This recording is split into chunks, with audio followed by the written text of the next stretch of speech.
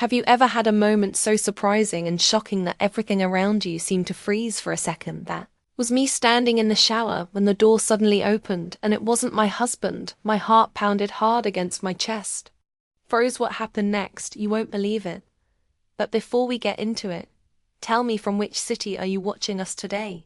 Drop it in the comments. Let's see where this story is reaching. GM Claire, 52 years old, married for almost 30 years to Robert. A good man, quiet, someone who loves routines, a creature of habit, if there ever was one. We live in a quiet neighborhood just outside Denver, the kind of place where the loudest thing you'll hear is a lawnmower or a kid on a bike. Robert's best friend Daniel has been part of our lives for just as long. He's the kind of man who makes people feel like they've known him forever, charming, but never pushy. Always polite, always careful. That morning started like any other. Robert had left early for a golf trip up in Aspen with some work friends.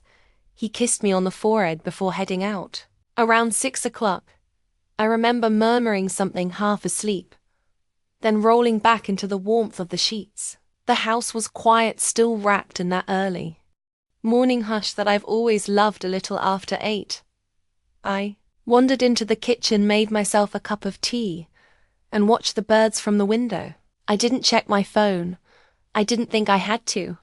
I was alone, or so I believed. Around 9, I decided to take a long hot shower, the kind you don't get to enjoy often when life is full of responsibilities and errands. I lit one of those candles I keep for my days, turned on the water, and stepped in, letting the heat soak into my muscles. My eyes were closed, my head was tilted back. I remember humming to myself something soft, wordless, just a small sound that blended with the hiss of the water. Then the door creaked. I froze at first. I thought it was just the change in air pressure, or maybe the wind brushing the window pane. But then I heard it again, the click of the door handle. I wiped the fog from the glass and squinted through the steam. And that's when I saw him, Daniel. We both stood there in stunned silence. He wasn't looking at me directly. His eyes darted away instantly, and he turned, muttering, "I'm so sorry. I thought Robert was home. I didn't know you weren't answering your phone." I tried calling. I didn't think I was paralyzed for a second. Then I grabbed the towel hanging just outside the shower, wrapped it around me, and stepped out, heart racing, face flushed, not from the heat. "What are you doing here, Daniel?" My voice sounded sharper than I intended, but underneath it was confusion, a tangle of embarrassment and something else I couldn't name. He looked mortified. "Claire, I swear. Robert asked me to pick up his golf clubs. He forgot them in the mudroom. He told me you'd be gone at your yoga class this morning." My breath caught. I had cancelled the class last night. I never told Robert. Daniel looked down, rubbing the back of his neck like a kid caught red-handed. "I knocked. I swear. I knocked. The door was open. I figured maybe you were in the backyard." Or he stopped looking anywhere but at me. The steam hung thick between us, the silence even thicker. I should have been angry. I wanted to be. But somewhere in that moment I noticed the way he stood there, awkward, genuine, apologetic, and vulnerable, like he didn't know whether to stay or flee.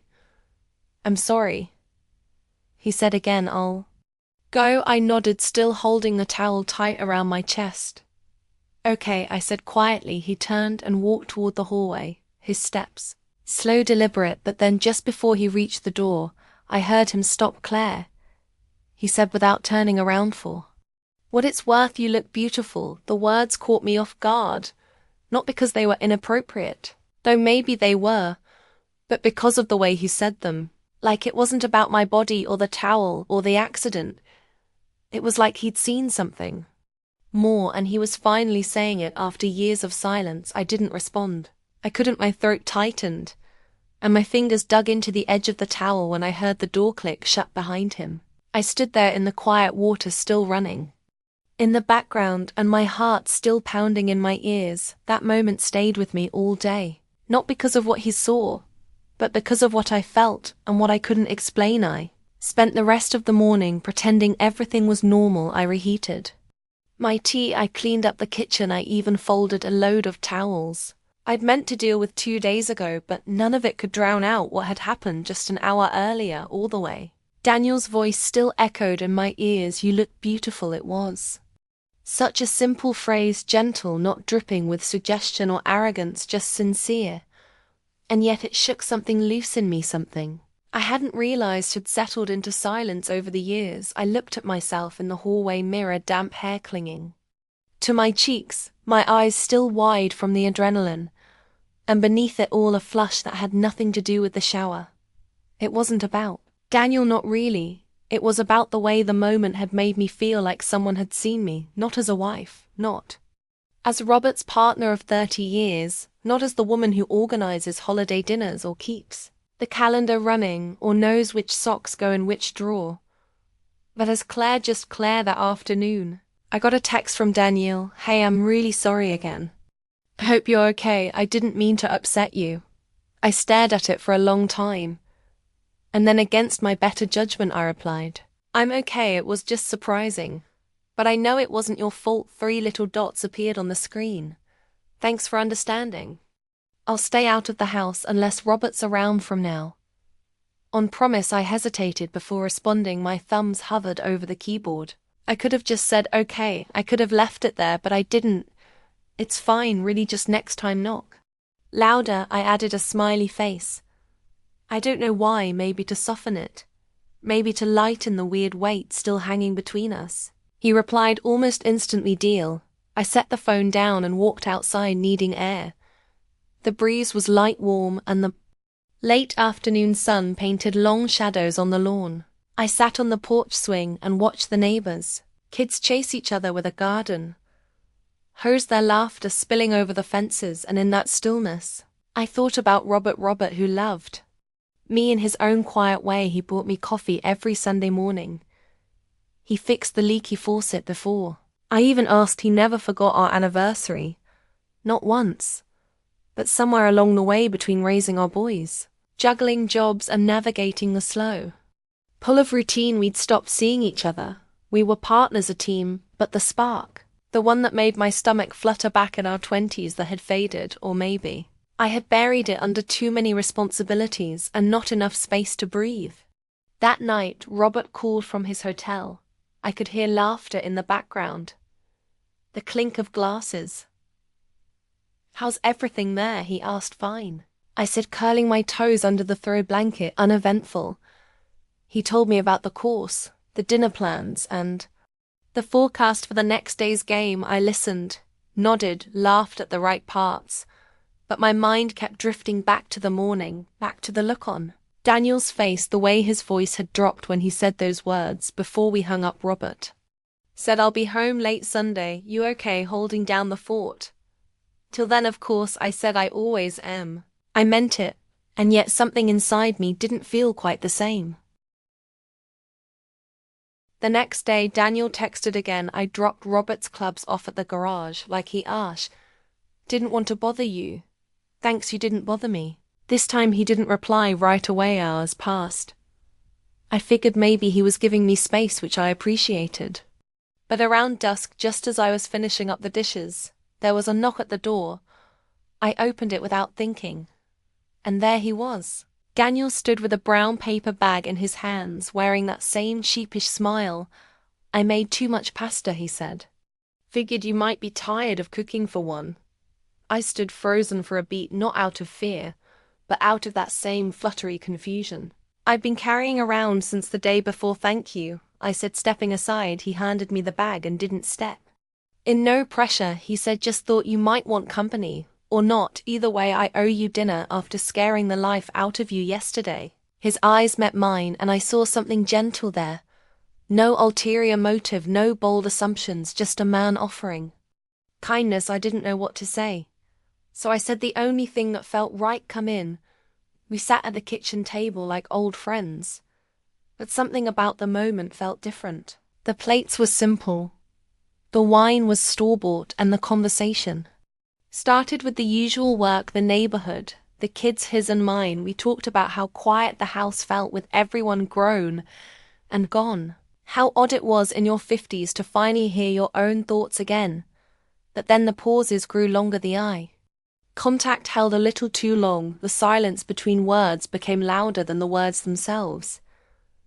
Daniel sipped his wine and looked down at his glass. "You know," he said, "I always admired the way you and Robert built your life. It's solid you two seem." Uncheckable, I wasn't sure how to respond to that.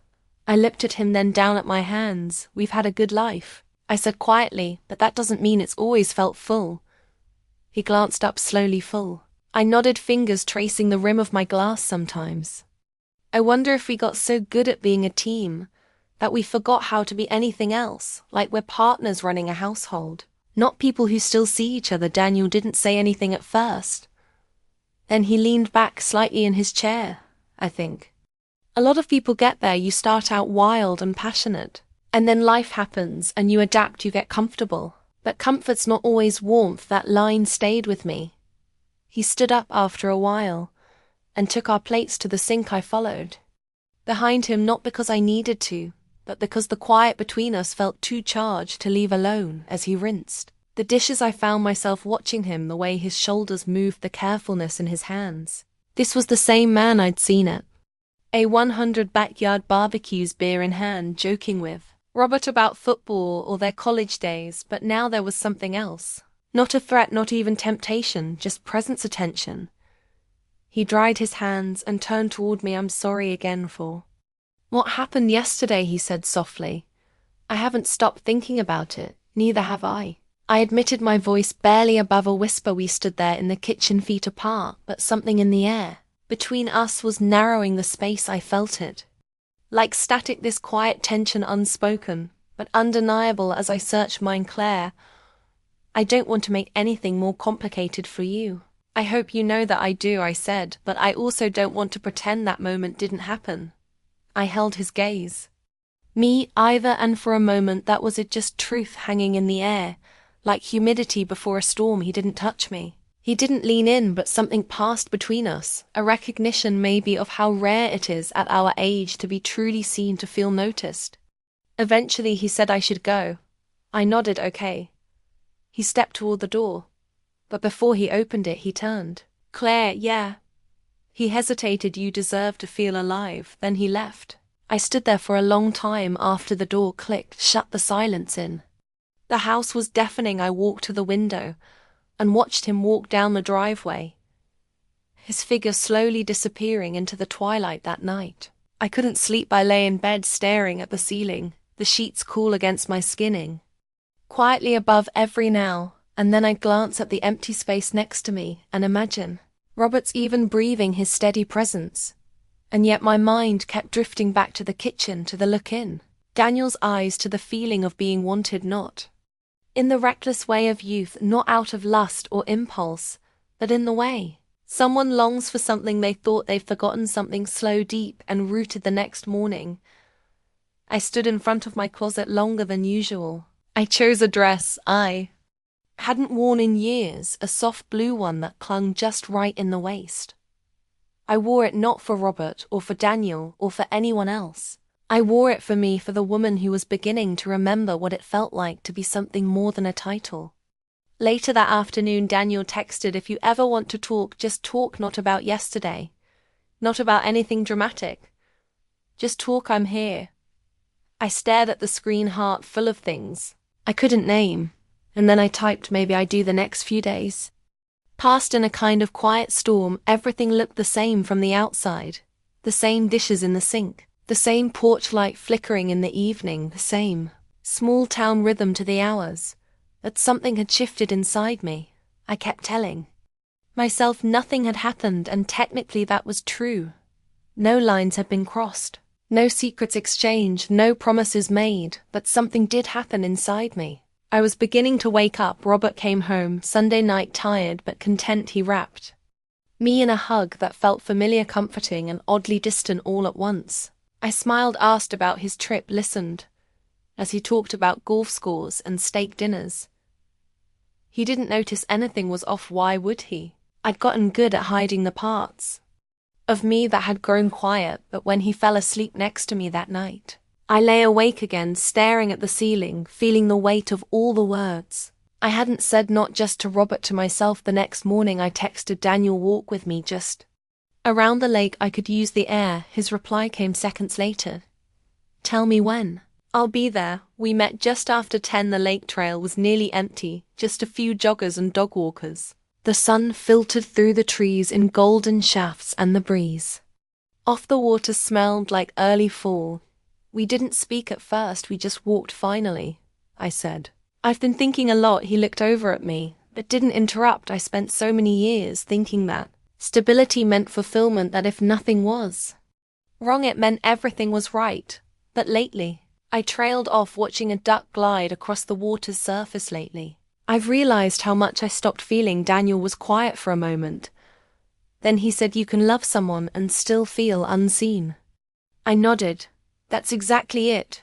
We sat down on a bench under an old elm tree, its branches swaying gently overhead. The silence between us felt warm, not heavy. I don't know what I'm doing, I said softly. I'm not trying to blow up my life. I'm tired of disappearing. You haven't disappeared, Claire, he said, not to me. I turned toward him. He was watching me, not with desire, not with expectation, but with understanding, like he saw everything. I wasn't everything I was trying to find again. I don't want to be reckless, I whispered. And you're not, he replied. You're just remembering who you are. I closed my eyes for a moment, letting the breeze touch my face. Then I opened them and looked at him. What happens now? Daniel smiled gently. Nothing you're not ready for. I'm not here to take anything from you. I just want to remind you that you still exist, that you matter. A long silence settled in again. And then I did something I hadn't done in a long time. I reached out and I took his hand, not in a dramatic gesture, not in passion, just connection.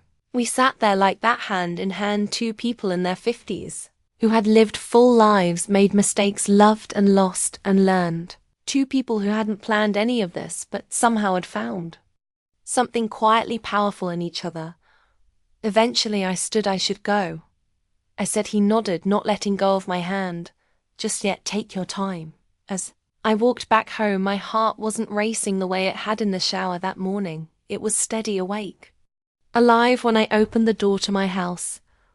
The same familiar smell of coffee and old wood greeted me.